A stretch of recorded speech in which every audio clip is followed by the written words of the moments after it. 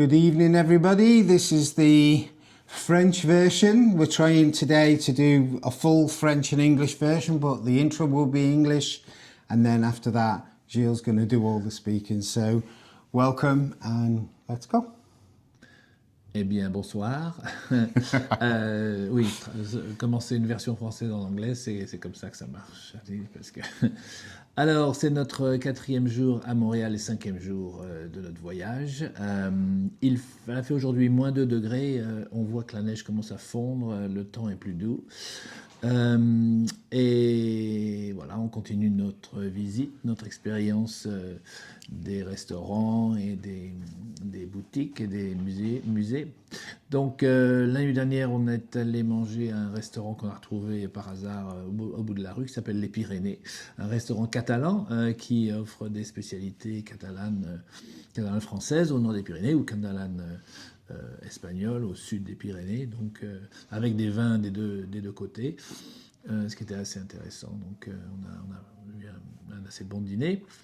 Et puis aujourd'hui, comme on a dit tout à l'heure, enfin comme c'est dit sur la vidéo, on est allé visiter le marché Jean Talon, qui est assez célèbre puisqu'il offre tout un tas de producteurs qui viennent vendre leurs fruits et légumes, leurs produits, les boucheries, poissonneries, il y a vraiment de tout, c'est très grand et on trouve absolument de tout à des prix tout à fait intéressants comparé à ceux du supermarché d'hier par exemple.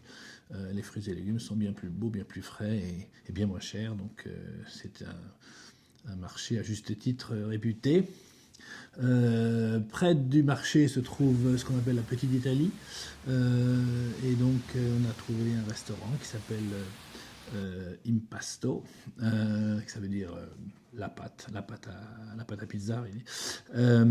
Et on a très bien déjeuné, on a pris juste un plat, mais il y avait une soupe en entrée comprise dans le menu, avec un verre de vin chacun, donc Jim a pris à porchetta. Après ça, on est allé on a tâché de trouver le musée d'art contemporain de Montréal, qui en fait est fermé, qui a déménagé dans une espèce d'annexe présentant quelques collections temporaires, quelques installations, qui étaient intéressantes d'ailleurs. Jim a bien aimé l'exposition de photos qui inclut dans des photos des années 50-60 américaines en particulier, un photographe sénégalais contemporain de maintenant, inséré dans les photos comme une espèce de challenge culturel, parce que bien sûr les photos de famille, les photos de groupe, etc., des années 50 et 60 aux États-Unis, avec que des blancs pratiquement, et là de voir un homme de couleur introduit dans des situations, c'était assez intéressant. Moi, il y avait aussi d'autres installations, en particulier une installation par elle n'est pas inuite, enfin un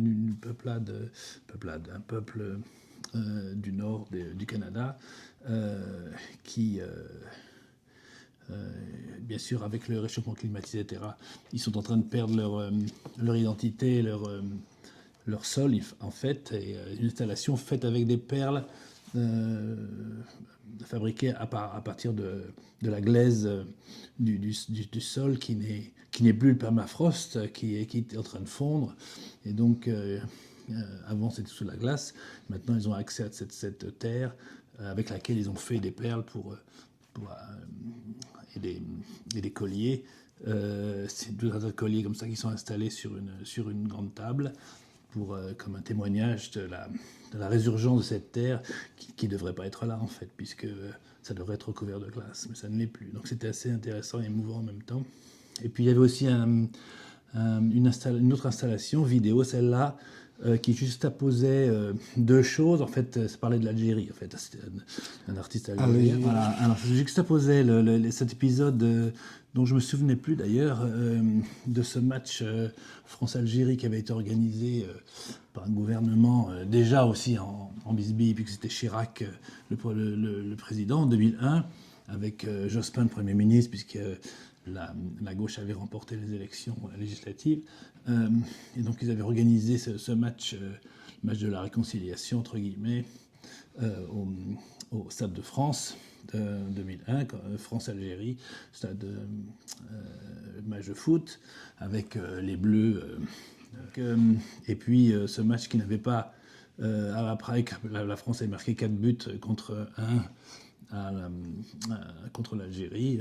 Les supporters algériens ont envahi le stade et le match était interrompu. Juxtaposé avec des images de la guerre d'Algérie dans les années 50, bien sûr, 50-60, pour montrer que, en fait, quand on veut politiser le sport, ce qui se passe, c'est la même chose que ce qui se passe pendant la guerre, quoi. Quand le sport est politique, ça finit jamais bien. Voilà, c'était un petit peu le message de l'artiste. C'était intéressant aussi.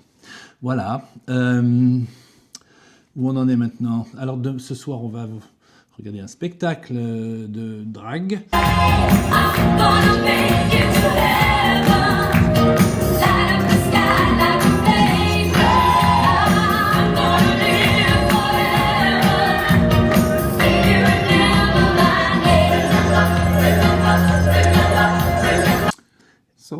C'était notre jour à Montréal et on vous parle demain.